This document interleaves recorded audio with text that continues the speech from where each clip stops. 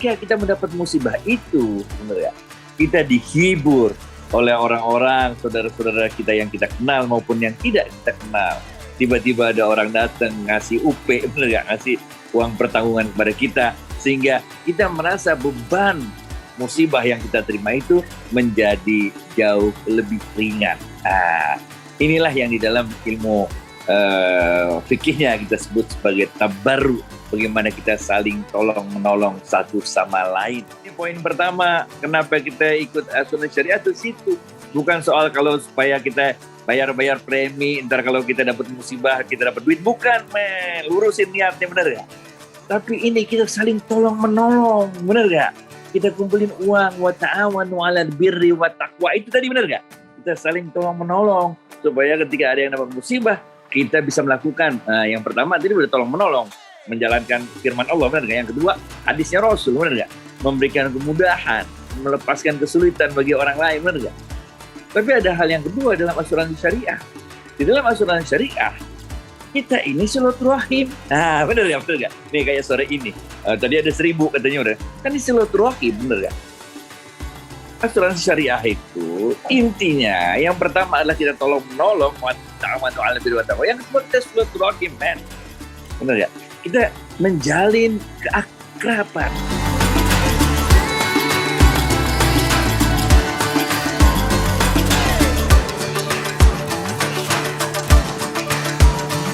Musibah saat ini yang Allah berikan kepada kita ini menjadi sebuah pengikat kita untuk saling membantu.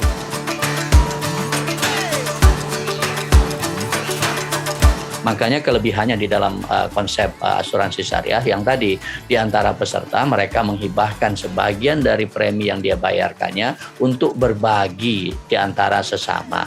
Ini yang kemudian kita kenal dengan risk sharing. Yang kedua, kalau di dalam konsep syariah, seperti yang disampaikan oleh Bang Adi tadi, tentu kita ada yang namanya Dewan Pengawas Syariah. Dewan Pengawas Syariah itu, Mas Dario, secara esensialnya, dia adalah organ penanggung jawab ya tentang kesyariahan dari praktek asuransi di perusahaan asuransi tersebut. Jadi aspek apa saja misalnya, ya terkait dengan pengelolaan kekayaan daripada asuransi itu sendiri. Yang kedua bisa juga yang terkait dengan masalah produknya, bisa juga yang terkait dengan masalah proses marketingnya, itu diawasi. Jadi harus clear dia di sana, syariah compliance-nya harus terpenuhi. Nah ini tambahan esensialnya di sana. Sehingga teman-teman sekalian nggak usah ragu terkait dengan kesyariahan daripada asuransi syariah itu sendiri. Kesyariahannya nggak perlu diragukan lagi, sekali lagi saya ulang, nggak perlu diragukan lagi.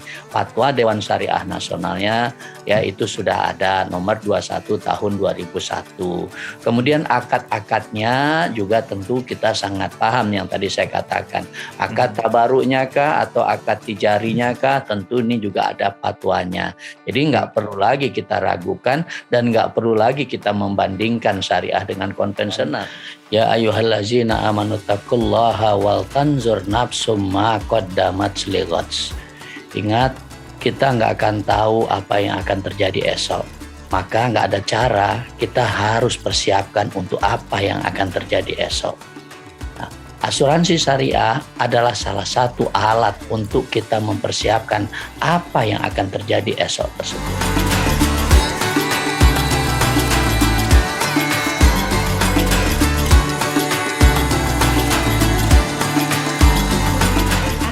Tahu dulu ya perlunya apa, produk asuransi apa yang diperlukan.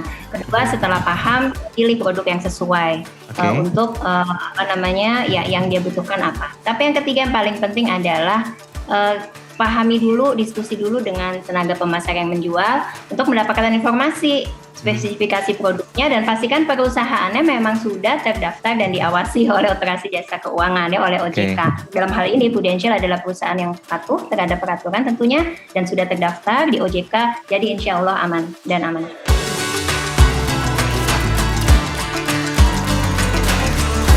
Prudential Syariah atau singkatannya PSLA telah menjadi perusahaan sendiri yang sudah terpisah dari Prudential Indonesia. Nah, tentunya yang sudah disebutkan Bu Ratna tadi, produk asuransi syariah ini sudah melalui screening dan persetujuan dari OJK sebelum dirilis ke pasar. Jadi semoga ini juga jadi lebih confident ya bahwa Prudential Syariah dalam hal ini sudah terpisah dari Prudential yang konvensional dan insya Allah itu juga sesuai prinsip syariah.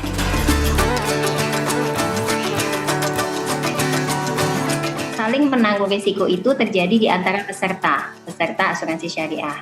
Nah, sedangkan perusahaannya, misalnya Prudential Syariah dalam hal ini bertindak sebagai wakil dari para peserta untuk mengelola kumpulan dana tolong-menolong tadi, mulai dari mencari peserta, mengelola dana, menyalurkan dan sebagainya.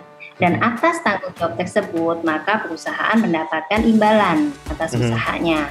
Nah, ini sesuai dengan pedoman fatwa Dewan Syariah Nasional terkait asuransi syariah. Jadi setiap kontribusi yang dibayarkan akan dipisah antara dana tolong-menolong dengan ujroh atau imbalan untuk pengelola.